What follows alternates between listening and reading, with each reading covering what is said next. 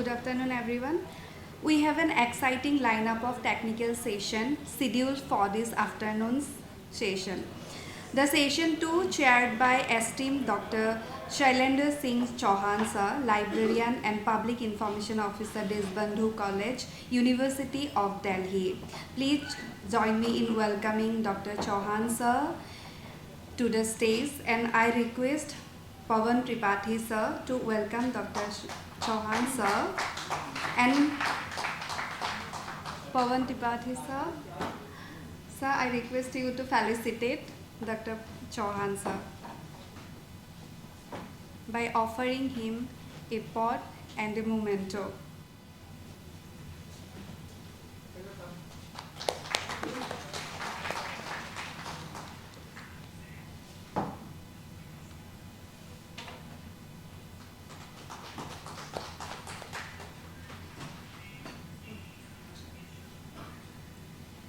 It's my privilege to introduce Dr. Shailendra Singh Chauhan Sir, with a PhD in Library and Information Science from the University of Delhi. His academic journey is marked by distinction and dedication. Dr. Chauhan Sir holds a PhD in Library and Information Science from University of Delhi. His commitment to scholarly pursuits is evident in his academic achievements, including a MPhil degree in Library and Information Science, awarded with distinction, and another MPhil degree in International Relationship from Jawaharlal Nehru University. He is a recipient of Best Managed Library Award 2017 by International Association for Educators for World Peace. His prolific research contributions, extensive involvement in workshops and conferences, and leaderships roles in academia and administration speak volumes about his commitment to advancing knowledge in library science and information management. So, let us proceed with the technical session under the esteemed chairmanship of Dr. Chauhan Sir. Thank you, sir, for giving me an opportunity to chair this session. In the last 24 years, when I joined the Department of Library Science in 2001, I have never seen the seminar, the conference or workshop on a library standards. So first of all, I congratulate you, sir, for organizing this workshop in 2024, when we are discussing about the knowledge economy. Today, we have the panelists, the speakers, Dr. Rajesh Singh, University Librarian, Delhi University.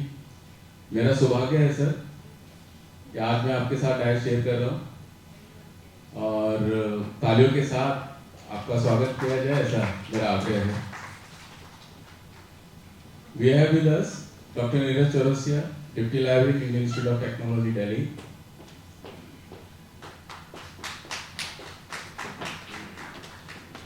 I also welcome Mr. Manish Singh, the Library and Information Officer, Central Secretariat Library, New Delhi. Please welcome.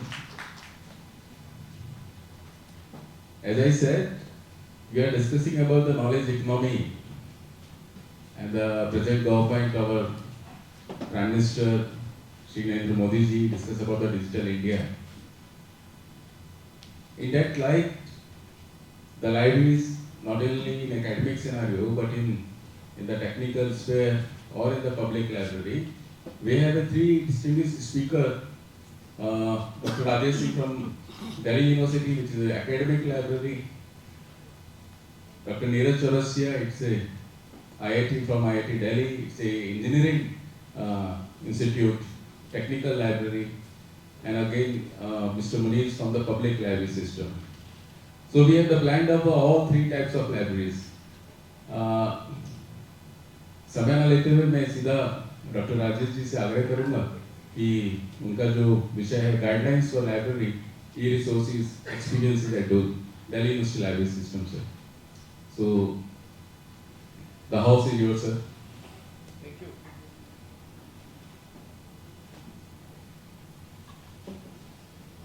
Thank you, Dr. Shailendra. Thank you very much. Sometimes I feel that I'm born to take the challenges.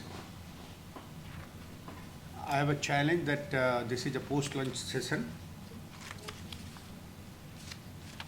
Second challenge is my guru is in front of me and my guru bhai having the same name and same mustache is the chairman of the session.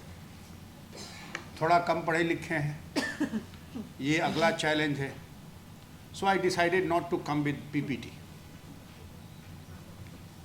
You will see that I am supposed to speak on guidelines for library e-resources experiences at DLS. So I am here to share my experiences with all of you. See, before I start speaking what we are doing and how much, at what scale we are doing, let me briefly tell you that what we are and what we have done in past 3 years. We are a university library system comprising of 34 libraries now, because last year university opened integrated LLB program in which BA and BCom LLB has been integrated, and as per the requirement of BCI, Bar Council of India, we had to open the 34th library. So we are a system of 34 libraries in the university library system, which I am heading.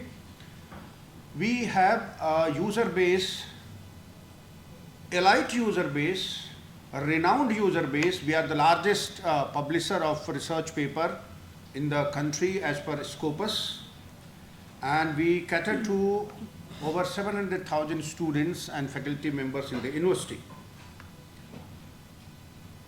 And you know, the beauty is, particularly when we talk about e-resources, the beauty is with a single subscription of a publisher's database or publisher's e-book, we cater to both the campuses, all the libraries, all the departments, and all the colleges. We are also able to extend this facility to campus of open learning, because that is a department or a college of the university. And since all the colleges are not affiliated colleges, they are constituent colleges of the University of Delhi, we have negotiated with the publishers that they are part and parcel of the university. University is spread across the Delhi, and we are able to provide with a single subscription access to all the users spread across all the colleges, campuses, and campus of open learning. I will be speaking on 3 major points. Number one is, and you see, more I will explain the process, how we do it, because before this seminar, I was not aware that there are some standards for libraries. I was never taught, and I think most of us were not taught in our courses that there are standards. In Delhi University, you don't have so much of time to think of all these things and get involved in other things. Presently, since I'm all alone, sailing the boat myself without any assistance is again a difficult thing, and I'm sailing it beautifully. I call it beautifully. So I will be speaking on 3 points: purchase or subscription, the related issues and guidelines which we have developed. देखिए, जब भी प्यास लगी है हमने कुआं खोदा है. And important is कि whenever I am stuck with anything, with any issue, with any point, simple excuse is it is as per past practices. I reply to the authorities, I reply to the university. This is a challenge, real a challenge. We need to have approvals. So I have done that. So the first point or the first criteria is purchase or subscription of electronic content, both databases as well as e-books, accessibility of these resources and their promotion, and the last point is renewals. And I believe that it will cover everything what we are doing for subscription and purchase of e-resources and whatever guidelines we have developed. Under these 3 points, I will be able to relate everything. So when I was telling you that how vast the user population is at University of Delhi, keeping that user population, the vastness of user population, what we have done in last 3 years, I have been able, with the support of the university, to extend the subscription of databases from 31 to 47. Now we are able to subscribe 47 databases worth rupees 12 crore 88 lakhs per annum. We have also purchased more than 84,000 e-books in a single go in 2023 and about 58,900 books in 2024. There was a challenge. See, we are service providing centers or agencies, and we have to put forth what is the return on investment which was made last year. So after purchasing the books, 84,000 e-books in 2023, I had to establish that these are worth investment. And what I did, I gathered the usage report for first 6 months and submitted to the authority of the university with a request to place it before the academic council. Although it reached to the authorities a bit late after the meeting. Then I gathered all the usage report from all the publishers for full 1 year, 12 months, and I was also surprised. See, we have around 18 lakhs of books in print spread across all the 34 libraries which are part of university library system. And when it comes to the uses, it comes to the number closer to 4 lakhs transactions in a year from all those libraries. We provided access to 89,000 something books in 2023, and for a year there were not view, HTML view or content view, there were 6,88,000 plus downloads of the full text. That I had to establish that this investment is worth, and that because of that we were able to again procure 58,900 e-books in 2024. It was a surprise for me that the usage report was made part of a minutes of a very renowned committee in my university. So when we go for subscription of electronic resources, either subscription or purchase, you know, we cannot purchase anything without its recommendations, proper recommendations, and without approval. So what we do at University of Delhi, we get a proposal, or we get a recommendation from a department or a proposal which is which seems fit to the university librarian or to the university library.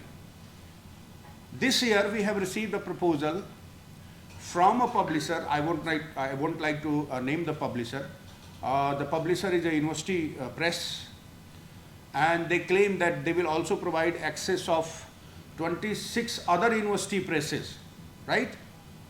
So they have given a proposal that they will sell us the e-books with a discount of, can you imagine, at the maximum side? 90%. Anybody of you? 70%. Anybody else? 90 to 95%. Is it possible, Siva? Huh? Do you think? Yes, it is possible. Huh? It is possible. 92 to 95. Yes, it is possible. It is possible. Yes. Any experience? No, not But the offer was for 95%. Yes, it is possible.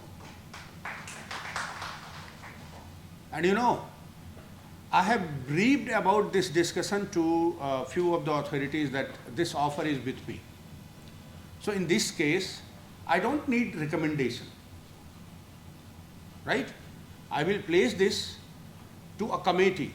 Now, so once we receive the recommendations or proposals like this, we place that to a committee called a Standing Committee on Electronic Resources, where the recommendations or proposals are threadbare, discussed by the senior professors, deans and directors of the university, right, regarding its value addition, regarding its coverage, and definitely regarding what price we are going to pay, right?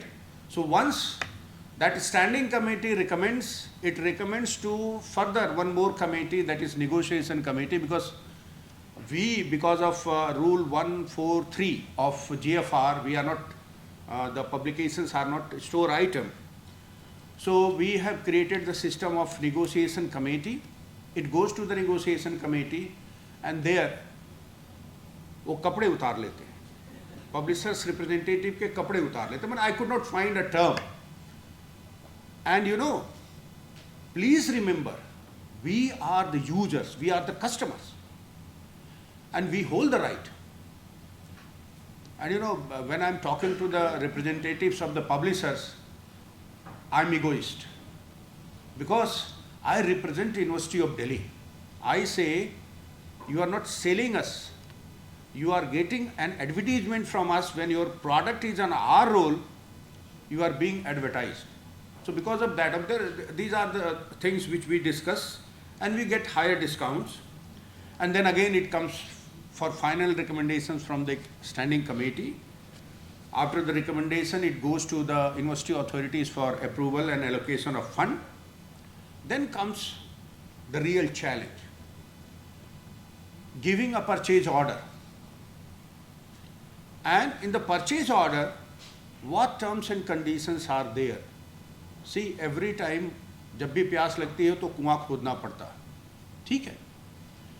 What terms and conditions, on what terms and conditions you are purchasing or making the subscription of a database, right? Those terms and conditions are very important. Now what we do, we provide access to these resources through various portals and formats. Say, whatever ebooks we have purchased, their bibliographic details are part of our OPEC also. So when somebody is searching for print books, and if they are getting some bibliographic details from ebooks, they can click there itself and get the full text, right? We have also created a ebook portal on which the bibliographic details along with the URL of all the books are uploaded. We have also created an infrastructure of e-library which provides 24/7 access to these resources from anywhere to the authorized users of University of Delhi. And for that we are not required to create user ID and password. Those who are having the email ID of due domain, they can directly access. So work is less. And then we have listed all these resources on our website. So this was to be kept in mind while issuing the purchase order, that access will be on IP range, which covers the entire DU, as well as on one more IP range which provides access from anywhere, that is DU e-library IP range. Then there were three important clauses. Number one was reasonability certificate. The publisher will give us a certificate that the prices charged are reasonable. This was for the audit purpose. Then one more clause, price fall clause, that if the prices, because of any unseen reason, falls abruptly, you will inform us and you will pay back, right? And third was something related to this, I am not able to recall. So these terms and conditions are very important, because if we miss anything, and then the third was, no, again I missed it. So these are very, yes, it was regarding the jurisdiction. मैंने आपसे कई बार कहा है कि जब भी हमें प्यास लगी हमने कुआं खोदा, because there is no standard, no guidelines, right? Initially, I could tell you an incident. Initially, the university librarians signed an agreement with Thomson Reuters for access of Web of Science, and after 1 or 2 months, the access was available from InflibNet. This was a big issue. They said, no, you have signed the agreement and you will have to pay. We were saying that since this is from the same exchequer, from Government of India, we cannot pay you twice. And then you know what they said? They threatened the university librarian that you have signed the agreement and the jurisdiction is in a foreign country. That was a lesson. So we ensure that we never sign an agreement with a publisher, and there are many things which are to be changed when publishers come with their agreement. Please remember, their agreement is to safeguard their interest. You will have to go through each rule, and believe me, if you are able to tell them that this should be like this, they will do it. They will resist, but they will do it because you are the customer. So jurisdiction is very important. Keep the jurisdiction in India and if possible in Delhi. You know, since there is, this was not a part of our syllabi in, when we were in BLIS and MLIS, but the philosophical bent of mind as a librarian helped us. And you know, for acquisition there is one liner, best reading material for the largest number at the least cost. It again fits good for electronic resources. Time hai sir, Chairman sir? Okay. Then comes accessibility. Although part of it I have already discussed with you that we are providing access through multiple points. But the more important thing is to ensure that whatever we are subscribing, that is regularly accessible to the users. And it is important because when users complain you that this database is not accessible, that is not good. You should find out if a database, because of any technical reason or because of anything, is not accessible, and you write to them. So what we have done, we have deputed a staff who checks a database, one database, at least once per day. So all the databases are checked every day, and they are found whether they are accessible or they are not accessible. You know, when you sign the agreement, there is a very small mention of promotion of e-resources by the publisher. Again, I would say, जब हमें प्यास लगती है तो हमने कुआं खोदा है. Because I'm really sort of staff, but since I'm investing money in purchase of e-books and subscription of electronic resources, this is my responsibility that their use is promoted. So we came out with a plan that call all the publishers. We invited them, we discussed with them, and we requested them that you please send us your promotional activities plan for the complete year. So you are also bound, if you say that we will conduct this. So they have already sent, we discussed what you can do, what all can do, right? So that will help us to get the best return on investment. As a library system, what we do in practice is we go to different departments to promote the resources which are useful to them, departments, colleges. We also create centralized program. Friends, I feel happy to tell you that I introduced information literacy programs in 2007 here in Delhi University. This was first of its kind in our country, and we are using the social media tools very frequently, even for promotion of e-resources, usage of e-resources. I use the social media tool very frequently, and this year we are going to use it more because I have advised the publishers that they should prepare videos for their product which is due specific, and that will be circulated through different social media to the users.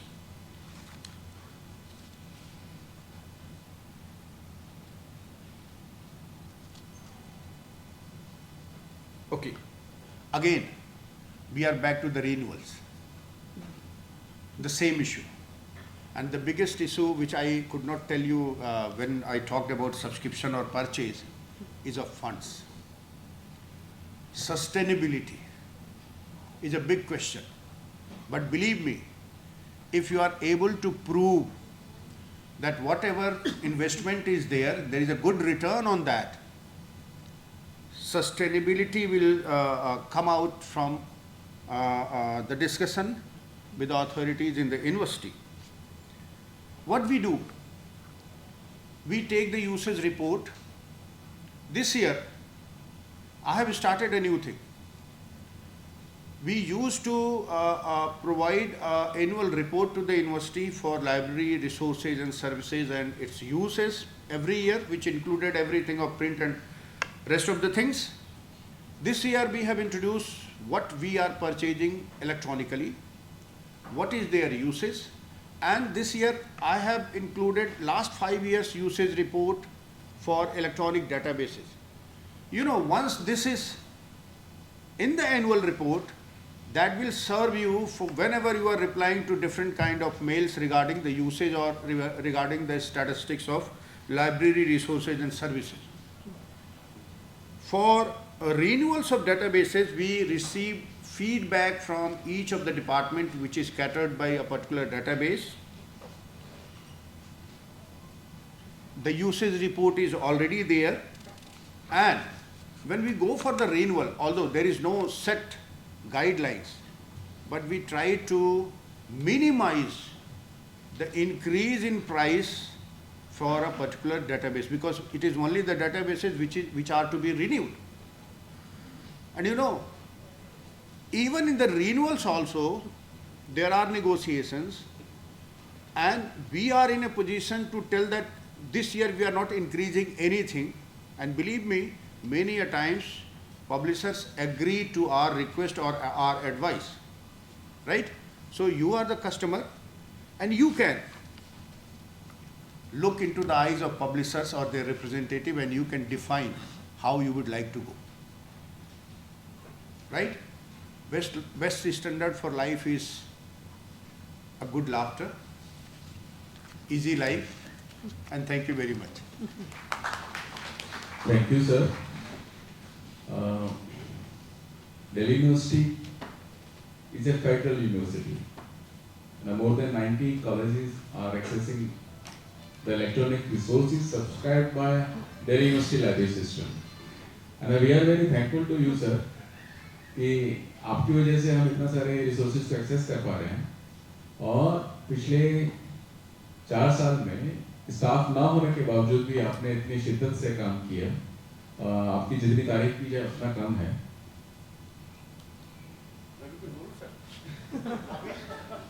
अभी chairman साहब से मैंने कहा है कि आपके पास पैसे, कुछ पैसे मुझे दीजिए. He has not agreed. Just joking. Okay. अभी आपने जैसे कहा कि 5 लाख डाउनलोड्स हैं, यूजेस हैं. एक समय था, गुलजार की कुछ लाइनें हैं जो मैं पढ़ना चाहता हूँ. किताबें झांकती हैं बंद अलमारी के शीशों से, बड़ी हसरत से तकती हैं महीने, अब मुलाकातें नहीं होती. जो शामें इनकी सोहबत में कटा करती थी, अब अक्सर गुजर जाती हैं कंप्यूटर के पर्दों पर. किताबें अलमारी में थी, लेकिन जैसा सर ने कहा कि लास्ट 1.5 years में 5 लाख डाउनलोड्स हैं अक्रॉस द यूनिवर्सिटी, जो कि बहुत ही काबिल तारीफ है. इन्हीं शब्दों के साथ मैं आगे अपने दूसरे स्पीकर हैं मनीष सिंह. आप लाइब्रेरी इंफॉर्मेशन ऑफिसर हैं, central secretary library, and your theme is guidelines for information services for researchers in public libraries.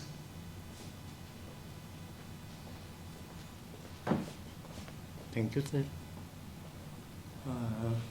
Good afternoon to all of you. आप लोग सब सोच रहे होंगे मैं कहाँ से आके आऊँ. इवन यहाँ मेरा पिक भी नहीं है.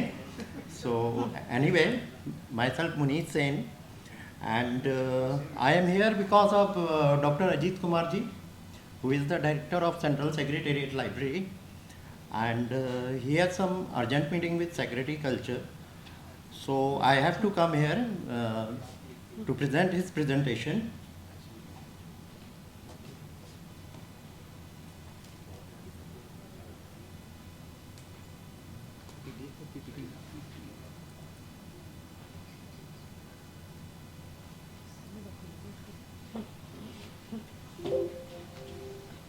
So, the topic of the presentation is guidelines for information services for researchers in public libraries. Basically, this presentation was prepared by Dr. Ajit Kumar. I am just here to read out his presentation. You are lucky. Yeah, sir. There are bosses who do presentation of the two. So, first of all, what is public library? So, everyone know this, what is a public library? So, basically public libraries are a worldwide phenomena. They occur in a variety of societies in different cultures at different stages of development. A public library is an organization established, supported and funded by the community, either through local, regional or national government or through some other form of community organization. It provides access to knowledge, information and works of the imagination through a range of resources and services, and is equally available to all members of the community regardless of race, nationality, age, gender, religion, language, disability, economic and employment status and educational attainment. Now, the purpose and objective of the public library. The primary purpose of the public library are to provide resources and services in a variety of media to meet the needs of individuals and groups for education, information and personal development, including recreation and leisure. They have an important role in the development and maintenance of a democratic society by giving the individual access to a wide and varied range of knowledge, ideas and opinions. Some other objectives and purposes are education, information, personal development, children and young people, public libraries and cultural development, the social role of the public library. Then the services provided by the public libraries. Public libraries often provided a range of information services tailored to researchers. These services aim to support researchers of all levels, from students working on school project to professional conducting scholarly research. Here are some common services offered. You must know what is user orientation. So,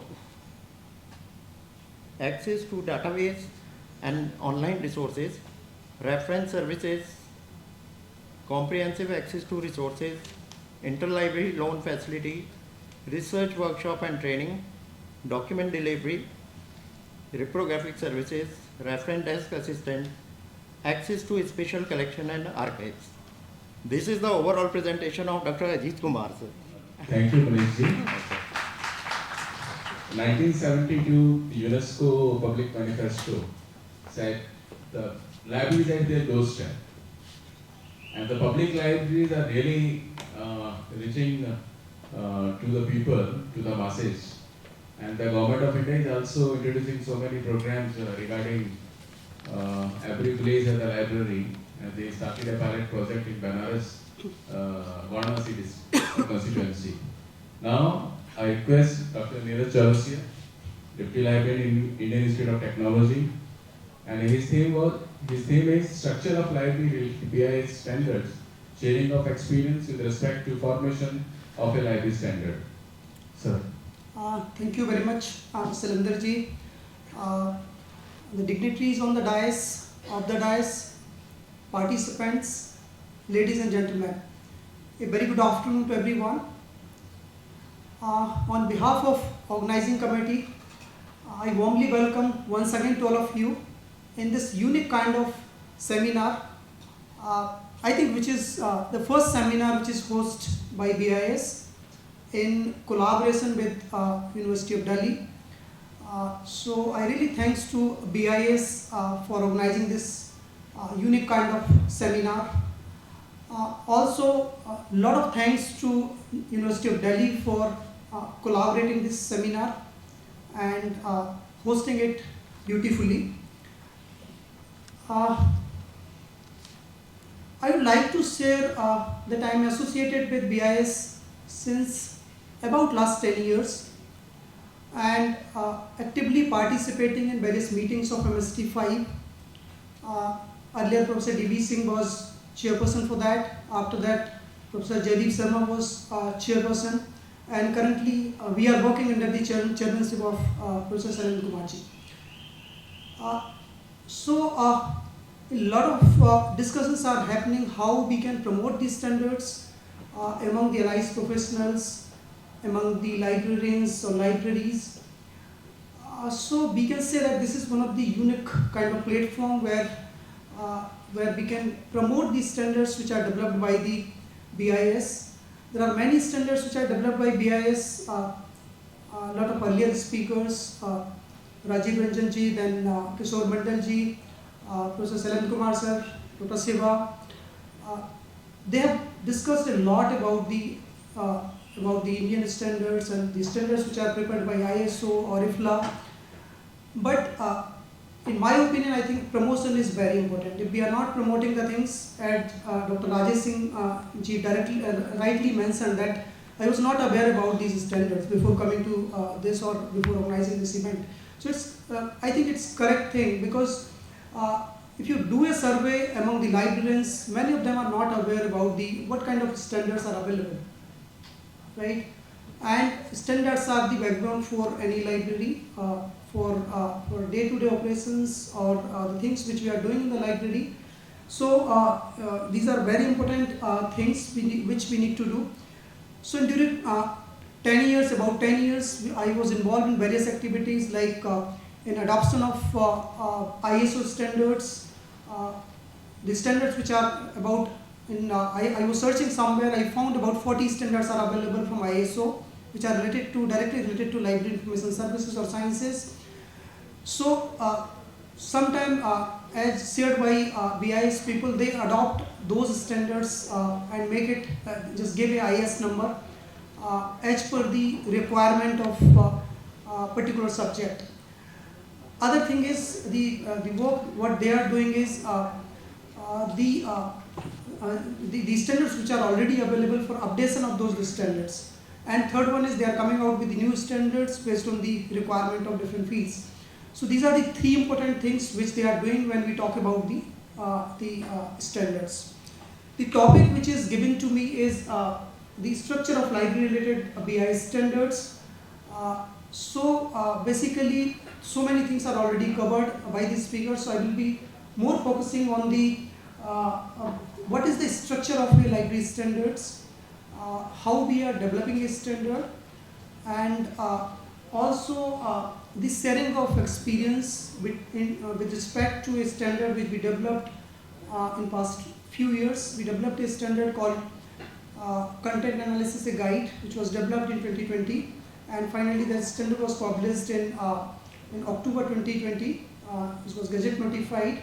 So I will try to share my experience with regards to that standard. So this is the outline of the presentation. I think it is just recap of all the things which other people have already said. So why standardization is required, then library standards and overview, importance of library standards, then role of BIS in standardization, already covered by other speakers, formulation of library standards, formulation of library related standards from BIS, then structure of library standards, experience of related to that, and the benefit of the library standards. So these are some of the outlines which I am going to discuss in a few minutes.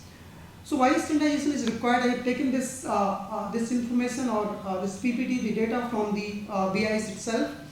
So why standardization is required? Standardization is the process of formulating and applying rules for an orderly approach to specific activity, maybe library also, for the benefit and with the cooperation and concern, and in particular for the promotion of optimum overall economy, taking due account of functional conditions and safety requirement.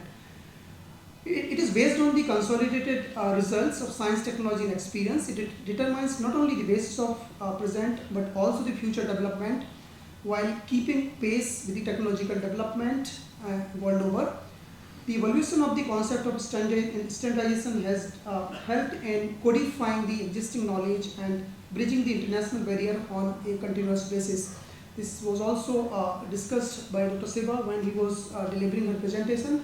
When we talk about the library-related standards, we need to ensure the library-related standards are playing a very important role when we talk about the consistency, when we talk about the interoperability and the quality in library services or management and dissemination of information. So in that way, library standards are very much important. These standards are encompasses a wide range of guidelines and protocols. There are a number of guidelines and protocols which we need to follow to ensure the efficient and effective management of organization and library resources. So when we talk about the any kind of day-to-day operations, somehow we need to follow these standards which are related to library science. When we talk about the certain areas in which BIS has developed the library standards, or they have adopted the library standard from ISO, these are library related furniture and equipments. Dr. Shri Mandal shows in the morning, there is one standard which is directly related to library furniture. There are certain standards which are related to building, how we should build, be having a building for the library. Also the library services, what kind of services we need to provide to the users, how we can satisfy to the users with the help of these standards for implementing the proper standards for the library. Preservation of material, since morning we heard a number of presentations for the preservation. There are some of these standards. If we are using those standards, we can preserve the material in best way. It may be the electronic part of resources or collection, or it may be printed part of the collection. Another important field is the accessibility, because currently we are also having the disabled people in the library, disabled users in the library. So there are certain standards which directly deal with the accessibility of library or accessibility of library resources. So in the accessibility part, if we want to have a standard in the library, we need to follow certain standards. Obviously the safety and security, we heard from other speakers as well. Environmental standards and quality of printed material. These are some of the field in which library standards are very much required and helps. By adhering these BI standards, library can enhance the operations, ensure the quality of services, facilities which are provided to the users, and we can contribute the overall improvement of library ecosystem in India. So it's very important to adopt or to have these standards in the library when we talk about any kind of services. Now, why these standards are important? These standards are very much important because of the interoperability, the consistency, the efficiency, or because say the ensuring the quality of services or quality of resources or quality of services which you are providing to the users. Long-term preservation, we have already discussed. International collaboration. ISO is the best way to collaborate the things in international level, because when you are participating in BIS activities, there are chances to collaborate with ISO as well, because BIS is the partner with or the part of the ISO standards as well. And to find out the user satisfaction, we need to implement, we need to have the important standards in the libraries. Now, what is the role of standardization? I think they have already talked about this, that there are the BIS is earlier it was known as ISI, and it was started in 1947. It is already discussed with Shri Rajesh ji, and currently there are not only BIS standards, there are ISO standards or other standards as well. So management and systems department is there, under which the library information services falls under that. So there are a number of activities which are already mentioned in the morning. Now I am just recapping that, because we are not the expert in that. We are just whatever things we found from their website, or whatever sharing is happening in the meetings. I am just trying to share that. So these are some of the important role in standardization from the BIS side, and these are some of the activities in which the activities which they are doing, like standard formulation, then product certification schemes, compulsory registration schemes. All these are from their website only. So these are some of the important activities which BIS is doing. I think I am not going in detail. And now coming to the important part of the things, that is the formulation of BIS related standards. So how these standards are formulated, we need to understand that. So BIS formulate the Indian standards in the line of national priorities in various sectors, which are, I found 14, but in the morning Shri Mandal mentioned 15. I don't know which one is added, but this is available available on their website. So there are 14 different departments, and at 7th number this management system is there, and we falls under that. So there are some of the committees. Then at the lowest level there is some panels, and panels are constituted for the formulation of standards. So why these standards? What are the different labels are there in terms of the formulation? So first important thing is need assessment. So need assessment is there. Then formulation of technical committees. We need to define the scope, drafting of a standards, then consultation and consensus building, approval and publications, implementation and compliances, periodic review and revision. So these are some of the important steps which are involved in formulation of standard. These are there might be some of the name change or something. Then I found these are the steps which are involved in formulation of standard. So first important thing is need assessment. So first thing, why we need particular standard? This is very important. We need to find out the need of that, whether we can adopt these standards, or we need to have some new standard in place. So that need is very important, and need is coming from different sources, maybe some general public also. I was visiting their website. There are options to the general people. They can directly go to the website and suggest any topic, right?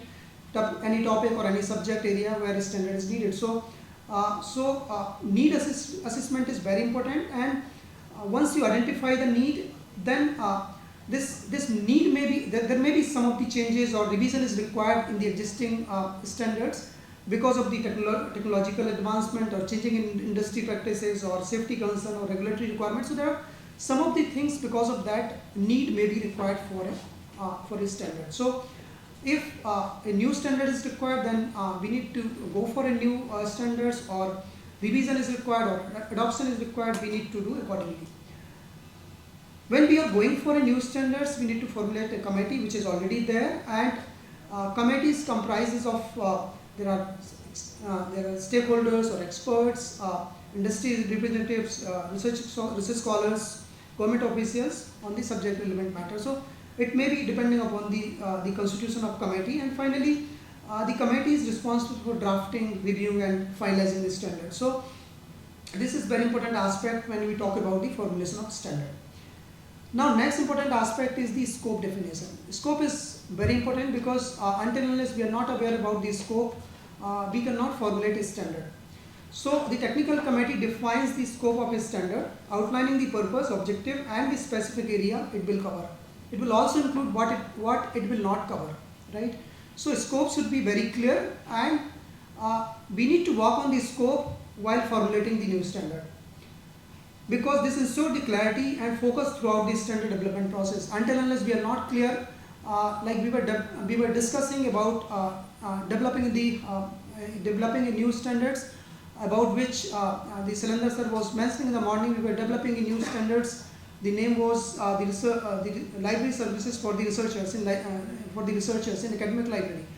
So we should be very clear that we are developing a standard for the users of academic library, right? If we are giving a general kind of name like for the libraries, then we need to decide further that this standard is useful for the academic, public or special libraries. So in that way we need to define the scope very clearly. Then drafting a standard. Based on the defined scope, the technical committee draft standards documents, and it involves the compiling relevant technical information, specifications, requirement, test methods, in case of science subjects, the guidelines into the structured format. So there is clear structure from that, and we need to draft the standard accordingly. Now another important aspect is the consultation and consensus building.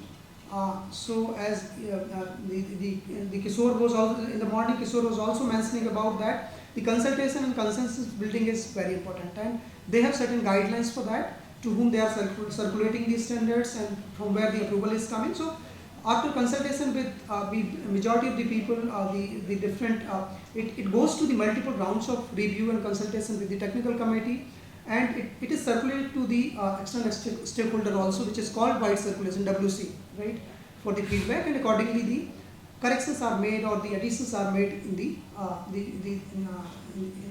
standards which are being developed.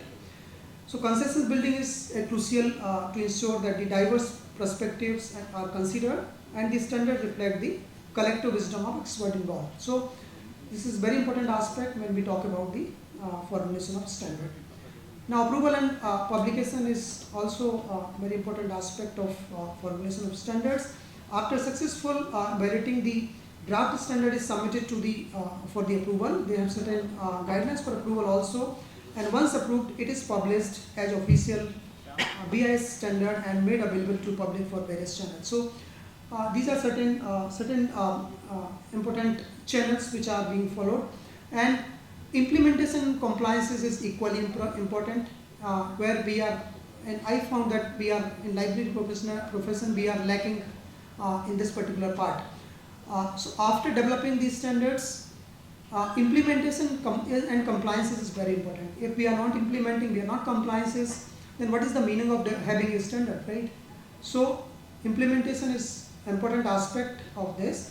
So industries and organizations often voluntarily adopt these standards. There is no force or there is no mandatory kind of thing to adopt these standards, but we need to adopt those standards voluntarily, keeping in view of the requirements in our day-to-day life or day-to-day operations of library to ensure the product quality, safety and the interoperability.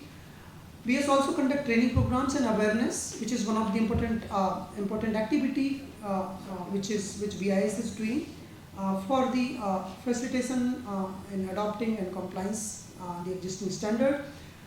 After publication, the libraries are encouraged to implement the BIS standards relevant to their operations, because we are implementing, definitely we are ensuring the quality in our services and other aspects. Compliance with these standards help librarians to maintain quality consistency in the service and systems.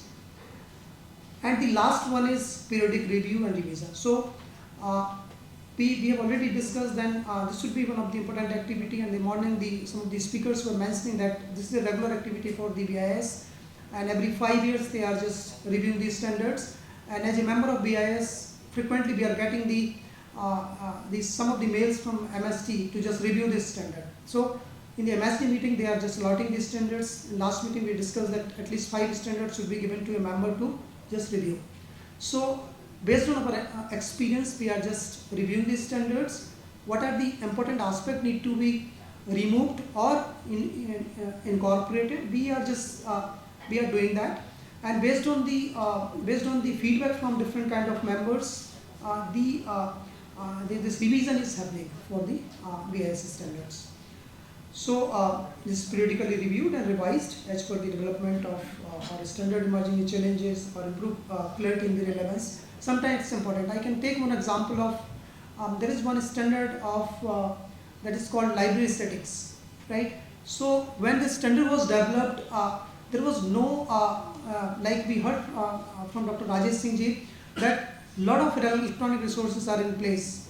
So, so in library aesthetics standards, there is no scope for the electronic resources. When this was developed, it was basically the scope was not that. So we need to change the scope as far as the other things also. So to include the electronic part of the library system. So in that way, this periodic review is very important. So next one is the formulation of the work of national standardization organizations through the is done through the divisional councils, sectional committees. Already discussed about that. So panel is important because for developing any kind of standards, the lowest part is panel. Means there are people 5-6 members out of that MSD 5. So those panel members are given a task to find out the existing standard or to review the standard or propose a new standard, right? So panel is very important that aspect. I was also going through one of the important this standard, IS 12. IS 12 is basically for guide for drafting and presentation of Indian standard. So this standard is basically deals with the how we should develop a standard, not only library science, for any kind of subject, any area.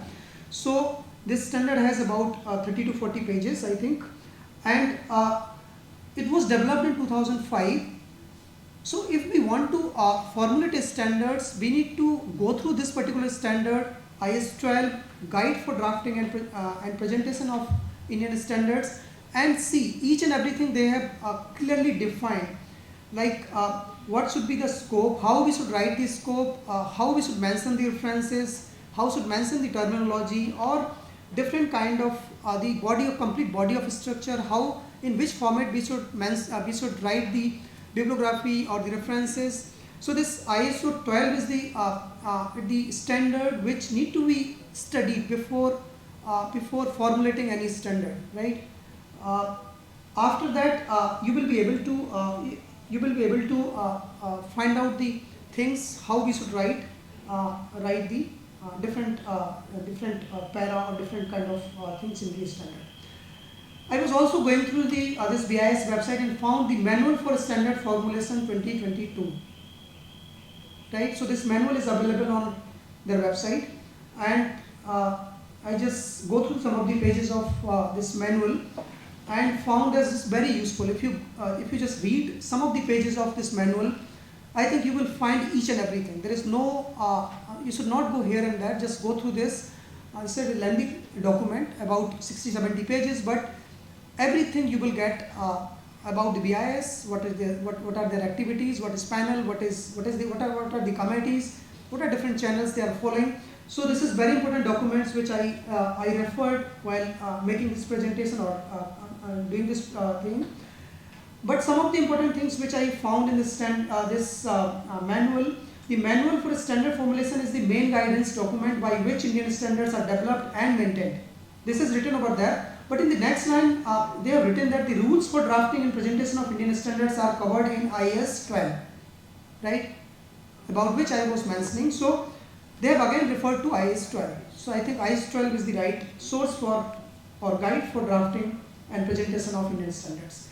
Again, the provisions in the manual are not to be considered as absolute requirement, but as principal and general guidelines on which common expectations can be met. This is mentioned there. The flexibility, however, has to be exercised based on what is appropriate, reasonable, necessary, and practicable in any context with sound reasoning. Right? In case of any deviation, the provision of BIS Act and rules will be supersede the provisions of this manual.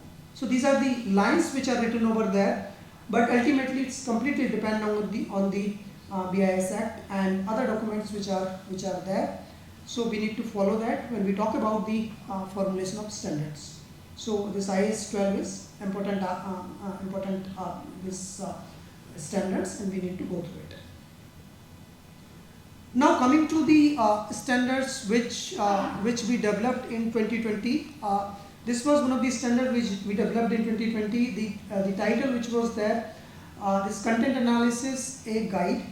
And the panel, if you see this is the panel which is printed in this particular standard, last page of the standard.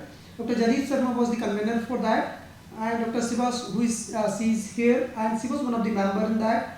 And some of the other members are mentioned over there, Dr. G. Mahesh, apart from that, Dr. Pradeep Rai and Dr. R.K. Verma. These were some of the members which were there in panel for developing this IS standard in 2020. And after that, I found this slide from their manual only. These are some of these stages. Once you formulate a standard, a draft standard, so there are these 5 stages: proposal stage, preparatory stage, committee stage, approval stage, and finally the publication stage. So generally they are using this short name of that, like the proposal stage, so new work item is proposed. Then preparatory stage means working draft, which is WD. Then committee stage is preliminary draft, which is P. Sometimes they are using P draft, WD draft. Then approval stage, wide circulation, which is called WC. So after preparing this, they are sending to the wider public for their feedback, which is also known as WC. And finally at the publication stage, which is this become the national standard, and they are giving a number, IS number. This is again from their manual. These are the guidelines and timeline for the standard formulation stages. Different stages when you talk about the formulation of formulation of the standard. It took how much time it took. They have clearly defined the time at each and every step, 5 minutes, just 5 minutes. So they are following this timeline for the standards. Now what is happening basically, once you give it IS number or finally come out with the standard, publish the standard, then it is gazette notified. I was not aware, but I was just going through some of the document. I found this, and we published this.